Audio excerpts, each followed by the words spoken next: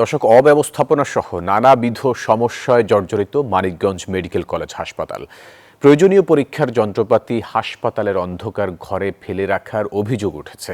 এসব যন্ত্রপাতি পড়ে থেকে নষ্ট হওয়ায় স্বাস্থ্যসেবা থেকে বঞ্চিত হচ্ছেন দূর দূরান্ত থেকে আসা রোগীরা। আর সেই সুযোগে বাইরের ক্লিনিকের দালাল চক্র গদবাঁধা দ্রুত ব্যবস্থা নেয়ার আশ্বাসে আটকে আছে হাসপাতাল কর্তৃপক্ষ। মোহাম্মদ কাবুল উদ্দিন খানের পাঠানো তথ্য ছবিতে ডেস্ক রিপোর্ট। 500 শয্যা বিশিষ্ট মানিকগঞ্জ মেডিকেল কলেজ হাসপাতাল। বন্ধ রাখা হয়েছে টয়লেট।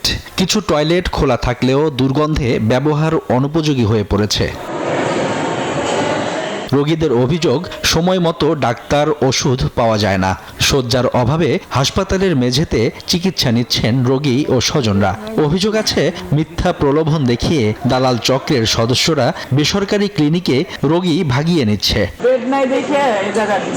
এদিকে সিটি স্ক্যান, এমআরআই মেশিন সহ প্রয়োজনীয় যন্ত্রপাতি হাসপাতালের অন্ধকার ঘরে ফেলে রাখার অভিযোগ হাসপাতালের টেকনিশিয়ানদের। ওখানে এসে মেশিন আমি দেখছি এটার কাজ বন্ধ আপাতত। তারপরে ওনারা কি আছে, আমার ইনচার্জ আছে আর ঊর্ধ্বতন কর্মকর্তারা সব বলতে পারে বিষয়। চিকিৎসকরা জানান, লোকবল সংকটে রোগীদের কাঙ্ক্ষিত সেবা দিতে হিমশিম খেতে হচ্ছে তাদের।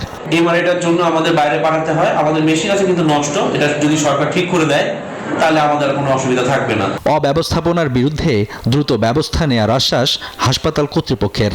আমার এখানে মেশিন ছিল কিন্তু চালু হয়নি, সেগুলো আমি চালু করার জন্য ঠিকাদারি প্রতিষ্ঠানকে চিঠি দিচ্ছি এবং আমি নিজেই এই বিষয়গুলি খবরদারি করছি যাতে মেশিনগুলি আমরা তাড়াতাড়ি চালু করে মানিকগঞ্জবাসীকে স্বাস্থ্যসেবা এবং অন্যান্য সেবাগুলি আমরা সঠিক এবং সম্পূর্ণ দিতে পারি। মরার ওপর খাড়ার ঘা হিসেবে যুক্ত হয়েছে লোকবল সংকট। হাসপাতালে 348 জন প্রয়োজনীয় লোকবলের মধ্যে আছে মাত্র 272 জন। Desk report, news 24।